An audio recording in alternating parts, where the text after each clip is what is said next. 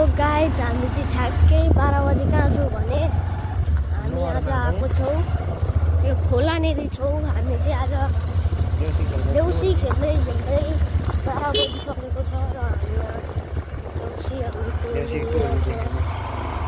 यहाँ हामी चाहिँ जाँदैछौँ गाइजमा।